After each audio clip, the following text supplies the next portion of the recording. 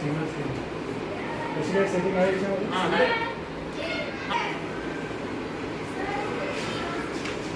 नाही अजून वर वर बसा मी आलो वर बसा वर्गात बसा मी आलो.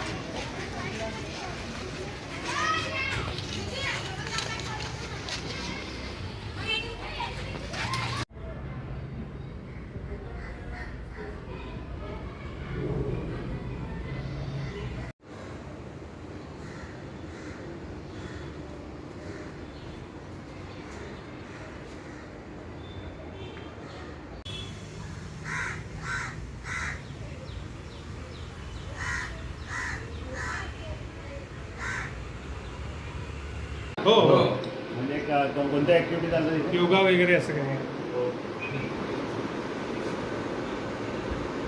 शाळेतील मुलं yoga yoga section.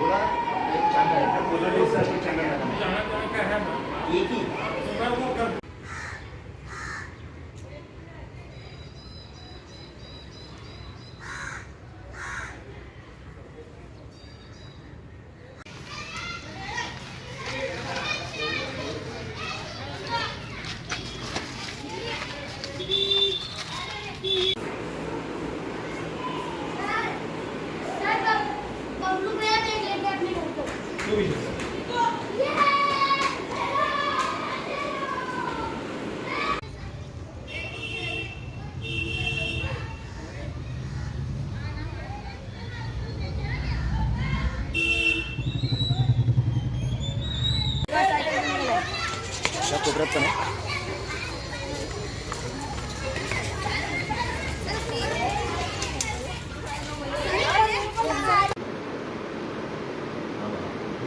Main gate मध्ये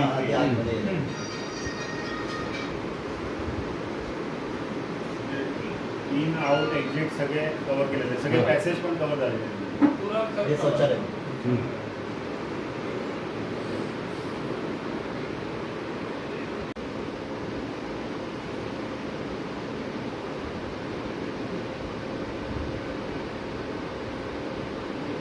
आउटसाइड एरिया पण पूर्ण कव्हर झालेला आहे. त्या कॉर्नरपासून तिकडे त्या कॉर्नरपासून तिकडे तो शौचालयाचा फुल एरिया कवर हो. टोटल एरिया स्कूल का जो है मेन पॉइंट पूरा कवर.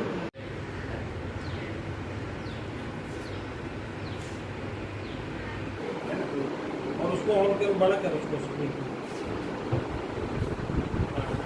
ये अपना जे मोशन मध्ये असेल त्याचं रेकॉर्डिंग होणार.